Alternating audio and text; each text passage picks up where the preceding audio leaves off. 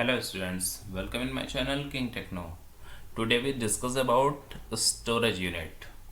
So before start our topic, please subscribe my channel and share my video and like my video. If you want to make comment also on my video, thank you. Now we just start our topic storage unit. So what is the storage unit? We know very well about the computer memory has two parts, means primary memory and secondary memory. But primary memory can't able to store anything. So that's why we just use the secondary storage for storing the mass data. Okay. यहाँ पे जो हमारी primary memory है वो first memory main memory कहलाती है, जो कि डेटा स्टोर नहीं कर सकती परमानेंट, और वो सिर्फ काम करा सकती है। लेकिन कंप्यूटर की जो एक स्ट्रेंथ है वो है डेटा स्टोरिंग की, और डेटा स्टोरिंग ये बहुत ही मस्ट है। तो डेटा स्टोरिंग होगी कैसे? दैट्स वाई कि मेमोरी का दूसरा पार्ट यूज किया गया जिसको हम लोग सेकेंडरी मेमोरी कहते हैं। तो ये आपको पता होगा, है ना। तो हमारे पास कंप्यूटर के कितनी मेमोरीज हो गई? दो मेमोरी हो गई, है ना। First one is the primary memory, second one is the secondary memory. तो primary memory is use for the doing task only, okay, not use to store data permanently. और सेकेंडरी मेमोरी क्या होती है? It is a mass storage type. तो यहाँ पे data store किया जाता है परमानेंटली, जो कि लंबे समय तक चलता है। Okay. Computer need to store and retrieve data for processing. ये तो कंफर्म है कि कंप्यूटर को डेटा चाहिए जिसपे वो प्रोसेस कर सके। Since primary memory has a limited storage capacity and it is not permanent. Primary memory जो होती है वो उसकी स्पेस जो होती है वो काफ़ी लिमिटेड होती है और वो परमानेंट नहीं होती। Secondary storage devices are used to store large amount of data permanently. Secondary storage जो होती है वो यूज ही इसलिए की जाती है ताकि इसमें लार्ज अमाउंट का डेटा जो है वो हमेशा के लिए रखा जा सके। There are various types of secondary devices available these days. ये सबको पता है कि सेकेंडरी मेमोरी इस समय बहुत ज़्यादा अलग अलग तरह की मौजूद है मार्केट में, जिसको हम लोग जब चाहे अलग अलग तरीके से यूज़ कर सकते हैं, है ना। तो आपको ये कॉन्सेप्ट तो क्लियर हो गया होगा कि हमारे पास कंप्यूटर की मेमोरी दो तरह की हो गई है, पहली प्राइमरी है और दूसरी सेकेंडरी है। प्राइमरी मेमोरी के बारे में अगर आपको कुछ जानना हो तो हमारी जो प्रीवियस वीडियो थी उसको आप देख लेना, उसमें प्राइमरी मेमोरी के बारे में बताया गया हुआ है, जिसमें रैम और रोम जो था उसको हम लोगों ने डिस्कस किया था। ओके। और जो सेकेंडरी मेमोरी हमारी होती है वो सेकेंडरी मेमोरी जो है वो स्टोरेज यूनिट होती है, जिसमें हम लोग आज डिस्कस करेंगे। तो पहले उस टॉपिक को स्टार्ट करने के पहले कुछ क्वेश्चन है जो कि आपसे मैं पूछता हूँ, आपको उस क्वेश्चंस का आंसर बताने होंगे मेरे कमेंट बॉक्स में। अगर आपको पता हो तो आप जरूर लिखिए। ओके। तो क्वेश्चन क्या है? Name some fast storage devices. कुछ ऐसे फास्ट स्टोरेज डिवाइसेस की बात कर रही है, बताइए, जो कि काफ़ी तेज़ी से डेटा स्टोर कर सकते हैं। Okay. What is the function of main memory? Main memory का फंक्शन क्या है? अभी हम लोग डिस्कस किए भी थे इसके बारे में, ठीक। Which storage devices is considered as a portable device. Portable device कौन सी डिवाइस कहलाती है, इसके बारे में आप बताएं। तो ये इतने तरह के अलग अलग कॉन्सेप्ट्स हैं, आपको इनके बारे में बताना होगा। मेरे कमेंट बॉक्स में आप इसको जरूर बताइएगा। ओके। Secondary storage memory. अब हम लोग चालू करते हैं अपने सेकेंडरी स्टोरेज मेमोरी को। तो इसमें जो सबसे बड़ा नाम यूज़ किया जाता है वो होता है हार्ड डिस्क का, ठीक ना। हार्ड डिस्क क्यों बोला जा रहा है सबसे बड़ा नाम?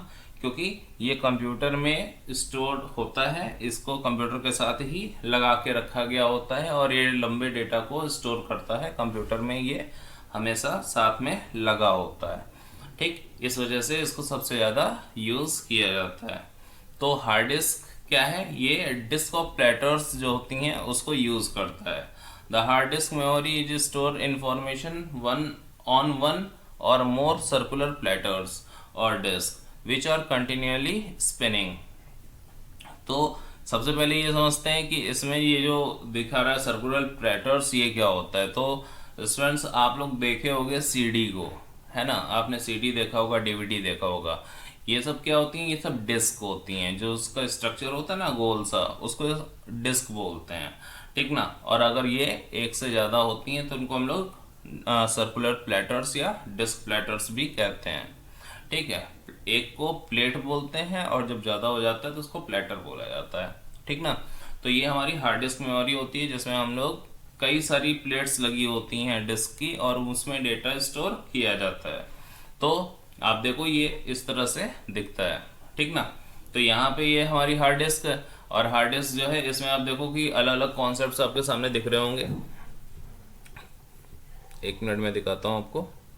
हाँ देखिए यहाँ पे ये जो है इसको हम लोग डिस्क कहते हैं ना, और ये एक डिस्क नहीं है, ठीक ना। इसके अंदर और भी कई सारी डिस्क रखी हुई हैं, ठीक ना। एक के ऊपर एक रखी गई हैं, कई सारी डिस्क रखी गई हैं। तो ये हमारी हार्ड डिस्क है। हार्ड डिस्क जो होती है वो देखिए इस तरह से इतनी बड़ी हार्ड डिस्क होती है और इसमें कई सारी मशीनें एक साथ लगी होती हैं। तो ये सारी मशीनें जो होती हैं, ये देखिए ये इसका रीडिंग राइटिंग हेड है जिसकी वजह से चीज़ें उसमें राइट की जाती हैं, और वो पूरी डिस्क है उसमें पूरा प्लेट लगा होता है जिसको हम लोग आगे से मूव कराते हैं सर्कुलर मोशन में और वो उस तरह से शो करता है। देखिए ये इस तरह से शो ऑफ किया गया है। यहाँ पे आप देखिएगा तो ये देखिए एक डिस्क, दो डिस्क, तीन डिस्क दिख रही है। तो इस तरह से यहाँ पे डिस्क प्लेटर्स होते हैं जो एक दूसरे के ऊपर रखे होते हैं और ये पूरा जो है वो डस्ट प्रूफ केस में पैक होता है जिसमें हम लोग का कुछ भी इसके अंदर नहीं जा पाता। दैट्स वाई की सारी चीज़ें जो हैं वो इंटरनली प्रोसेस करती हैं और काफ़ी तेज़ी से प्रोसेस करती हैं। ये स्पिनिंग होती है, स्पिनिंग ये मूव करती रहती है जिसकी वजह से ये पूरा डिस्क घूमता रहता है। ये जो हेड है, इस हेड से चीज़ें जो हैं वो रीड या राइट की जाती हैं, ठीक है। तो ये चीज़ें जो है वो हमारे लिए ज़्यादा यूज़फुल होती हैं और ये कंप्यूटर के अंदर सेटअप रहती हैं। मास स्टोरेज डिवाइसेस होता है, यानी इनकी जो स्पेस होती है वो बहुत ज़्यादा बड़ी होती है। तो ये सब चीज़ें जो होती हैं वो हार्ड डिस्क से रिलेटेड थी जो कि आपके सामने रखी गई। तो अगर कोई कन्फ्यूज़न यहाँ से हो तो ज़रूर पूछिएगा। चलिए अब हम लोग नेक्स्ट बात करते हैं किसी और चीज़ की। तो ये हमारे पास है कॉम्पैक्ट डिस्क। तो कॉम्पैक्ट डिस्क क्या होता है, आपको ने सीडी आपने देखा ही है, सीडी का फुल फॉर्म जो होता है वो कॉम्पैक्ट डिस्क होता है। तो कॉम्पैक्ट डिस्क जो है वो इस तरह से आपके सामने दिखता है। आप लोगों ने देखा भी होगा कि कॉम्पैक्ट डिस्क जो है वो किस तरह से काम करता है, ठीक ना। तो ये वाली चीज़ें जो है वो हमारे पास कॉन्सेप्ट के रूप में रखी गई हैं जिसमें हम लोग कॉम्पैक्ट डिस्क को भी रखे हैं। और कॉम्पैक्ट डिस्क के जो स्पेसेस होते हैं वो कितने होते हैं, नियर अबाउट 700 MB। तो 700 MB जो है वो देखिए आपके सामने ये इस तरह से यहाँ पे दिखा रहा है। 700 MB जो है वो ये यहाँ पे शो ऑफ किया गया है ना कि 700 MB का स्पेस इसके पास मौजूद होता है। तो ये हमारे पास CD है। CD का एक R वर्जन होता है, देखिए यहाँ CDR लिखा हुआ है, और एक RW वर्जन होता है जिसको लोग CD रीड राइटेबल कहते हैं, ठीक ना। इसमें क्या होता है कि जो हमारा CDR होता है उसमें एक बार डेटा स्टोर किया जाता है और उसके बाद फिर ये दोबारा इसमें डेटा नहीं रखा जा पाता, ठीक ना। जबकि CDRW जो होता है इसमें क्या होता है, इसमें रखा हुआ डेटा एक बार आप इरेज भी कर सकते हैं और उसके बाद वापस से इसको यूज कर सकते हैं।